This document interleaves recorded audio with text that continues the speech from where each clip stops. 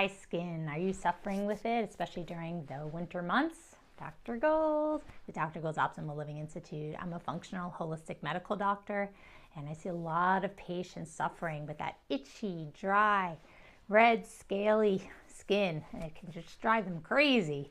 And one of the ladies I was speaking to recently, she was telling me, Dr. Gold, I'm taking hot showers, I'm washing my hands quite a bit, after doing the dishes or this or that. It keeps getting wet, dry. And just remember, a lot of moisture can dry out the skin. She's also using some emollients or lotions that have water, alcohol. So do check your products. One of the biggies I hear quite a bit is CeraVe, and it doesn't have so many toxic components if you look at the EWG or Environmental Working Group, but it does have some that are concerning. And some of the stuff that my biggies are looking for that water and alcohol. So if you have a choice between a lotion versus a cream, try to choose a cream, or if you have something that has a single ingredient and you can understand everything that's in it, I always recommend that, because some of the CeraVes have the anti-itch, they put hydrocortisone, but it actually can age the skin, it thins it out, and it can cause in the long haul more problems with itchiness or dryness. So just check your products for that. Also see if it has anything containing parabens. It may say ethyl paraben. What those are hormone disruptors, and you might say, well, what is that? It can affect our risk for cancers. It can affect menopausal symptoms, so those hot flashes. It can affect our emotions, our menses, our cycles, basically altering the amount of our hormones, which is not a good thing. And we know people want to feel better. So if you're using a product and it's like, oh, it's so moisturizing, it feels good, but it keeps coming back, that's when you want to treat the root cause. So are you rubbing your hands quite a bit?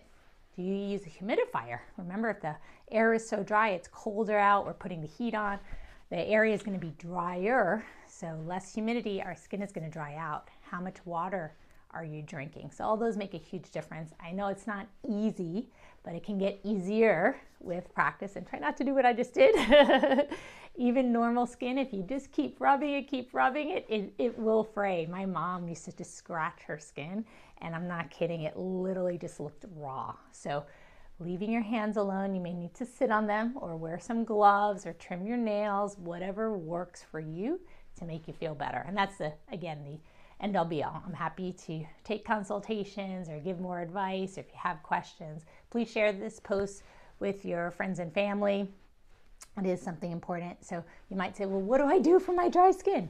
Some things that I highly recommend. I've been using shea butter, shea moisturizing butter. Shea Moisture actually donates to, it comes there, get the products from West Africa. So it is a donation back to that country. So always looking for those free trade. I always like that. And then the other part, and you don't have to buy that company. I have no financial interest in anything. I just wanted to share.